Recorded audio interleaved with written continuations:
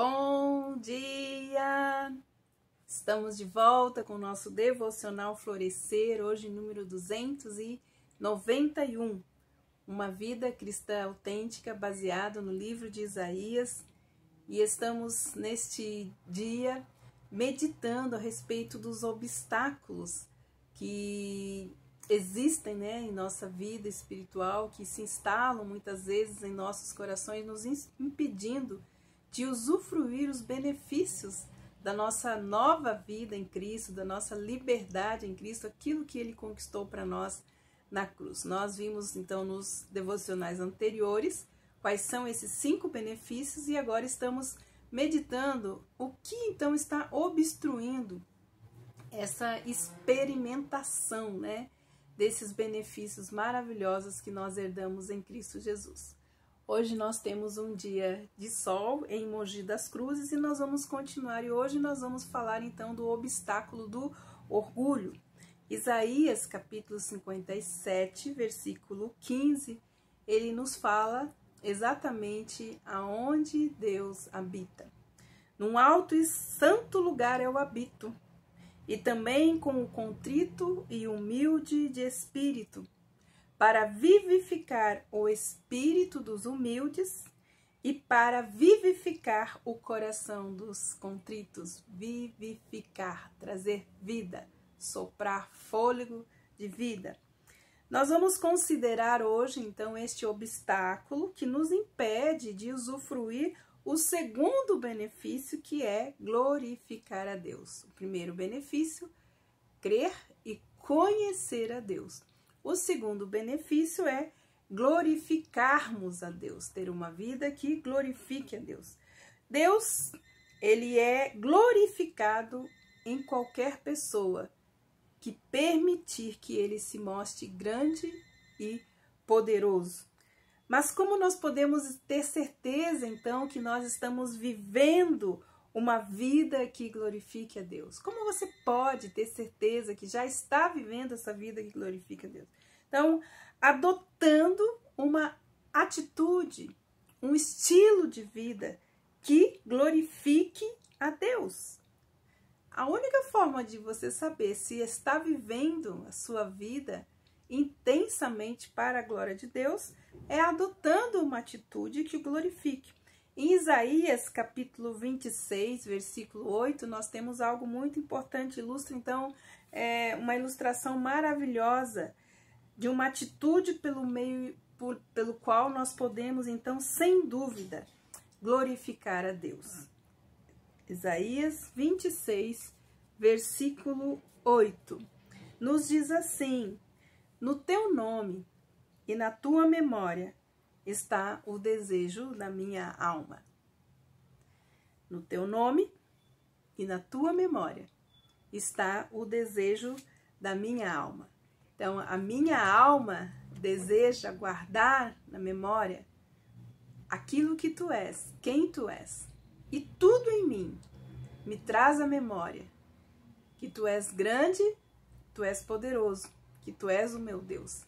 Então, quando nós vamos guardando em nossa alma e também em nossa mente os testemunhos de Deus, nós vamos então glorificando a Deus toda vez que você lembrar quem é Deus, que você professar quem é Deus, toda vez que Deus se manifestar de alguma forma na sua vida e você confessar, você testemunhar, você está glorificando a Deus através de não ter uma memória curta, mas de estar sempre lembrando. Esse era um dos problemas sérios no povo enquanto peregrinava pelo deserto. Era memória curta. Deus fazia os seus prodígios e milagres em um dia. No outro dia estava aquele povo esquecendo daquilo que Deus tinha feito. Ele tinha um grande problema em trabalhar a alma e a memória daquele povo. Deus se mostrará grande e poderoso naqueles cujo coração está o nome dele e a memória dele, gravado em suas mentes e em seus corações. A palavra original aqui, por guardar na memória, para memória, é Shem. O que significa? Significa posição definida, notável, de honra, de autoridade, de caráter e de fama. Então, aquele cujo coração, o nome dele está na memória dele, quer dizer, na mente dele, no coração, está definida a posição desse ser notável, a sua honra, a sua autoridade, o seu caráter e a sua fama. Todos os que são chamados pelo meu nome, e os criei e fiz para minha glória, e que formei e que fiz. Somos chamados, então, a permitir que o Rei da criação, de toda a criação, revele-se por meio por nosso intermédio.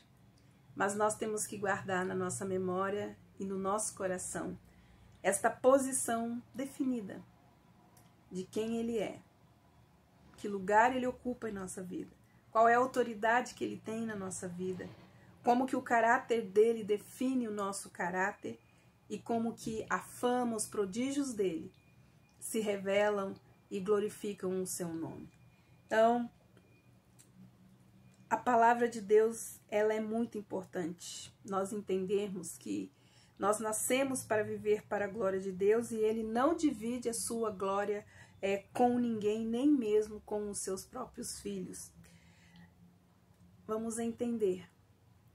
Não porque ele seja egoísta, mas porque está interessado em que desfrutemos então dos tesouros eternos. Ao pedir que busquemos somente a sua glória, ele nos chama para vencermos uma tentação irresistível e natural de buscarmos a nossa própria glória, vencendo então a soberba e o orgulho, que é das armas mais poderosas que Satanás tem usado para destruir aquilo que Deus construiu. Porque é pela humildade também que nós entramos no reino dos céus. Quem quer saber então sobre o orgulho e também sobre a humildade, nós temos um devocional lá atrás que fala exatamente sobre esses princípios do reino de Deus, né? Nós damos entrada no reino de Deus pelo princípio da humildade. Bem-aventurados os humildes, porque deles é o reino dos céus. A soberba, ela, na verdade, se torna um vício, né? Já nascemos soberbos, orgulhosos, e ela continua se tornando um vício. O orgulho é o maior destruidor de ministérios, maior destruidor dos casamentos, das amizades, dos empregos, do caráter. E nós precisamos entender que Deus será visto com maior clareza por meio daqueles onde a glória dele está acima de todas as coisas. Quer glorificar a Deus? Viva o seu casamento para a glória dele. Crie os seus filhos para a glória de Deus. Trabalhe e exerça o seu ministério para a glória dele. Viva a vida e tudo para a glória dele. Permita que ao morrer, permitamos que ao morrer para nós mesmos, Cristo viva e seja glorificado por meio de nós. O mandamento de Deus para darmos glórias a ele vem acompanhado de uma advertência. Nós vemos esses sintomas, do peso dessas palavras, como é pesado isso na nossa relação com Deus. E nós temos isso lá em Jeremias 13:16. Diz assim: dai glória ao Senhor vosso Deus, antes que venha a escuridão e antes que tropecem os vossos pés nos montes tenebrosos, antes que, esperando vós a luz, ele mude em densas trevas e a reduza à profunda escuridão. No versículo 17, Deus continua alertando que o cativeiro viria sobre o povo devido ao orgulho e à soberba, se não dessem ouvidos a ele. A maioria das encrencas que nós entramos, os cativeiros, os lugares aonde somos oprimidos, aonde trazemos aflição para a nossa alma, tudo isso está ligado a esse princípio tenebroso do orgulho e da soberba. Então, nesse tempo de peregrinação de Deus com o povo no deserto, de cativeiro em cativeiro, no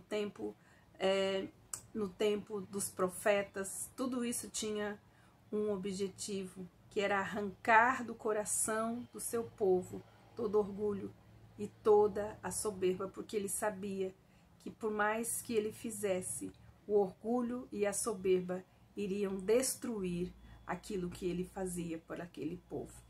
Então, nós precisamos continuar. No verso 17, ele diz assim, depois de falar tudo isso, de alertar o povo, olha, vocês vão voltar para o cativeiro por causa do orgulho e da soberba, vocês estão destruindo suas famílias, suas casas, seus relacionamentos, porque vocês não querem se humilhar diante de mim. Então ele fala assim, a minha alma chorará em oculto, por causa da vossa soberba, ó rebanho do Senhor, que se vai levado cativo. E quantos hoje nós vemos, pensa, olha esse texto, a minha alma, diz Deus, chorará em oculto por causa da vossa soberba,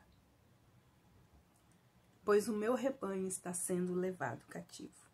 E quantos dos seus filhos hoje estão vivendo algum tipo de cativeiro por causa da rebeldia, da desobediência, que é fruto de um coração soberbo e orgulhoso? Para seguirmos então em diante em nossa vida cristã, precisamos que Deus nos dê força para retirar a pedra da soberba da nossa estrada. Creio que a pedra ela rolará se lhe dermos 3 empurrõezinhos bem fortes. Mas só amanhã nós saberemos quais são esses empurrõezinhos. Que Deus abençoe você e medite nisso. O seu Deus pode estar chorando em oculto por causa do orgulho e da soberba que tem destruído aquilo que ele tem gerado em sua vida, sua família, seu ministério, seu trabalho. Peça ao Espírito Santo de Deus que te leve àquela estrada do seu coração, onde precisa encontrar o arrependimento. Confesse a Deus o seu pecado de orgulho e de soberba e entregue a Deus hoje a sua vida. Aqueles que se humilham diante de Deus serão exaltados e poderão viver para a sua glória. Que Deus abençoe você e até amanhã com o nosso Devocional Florescer.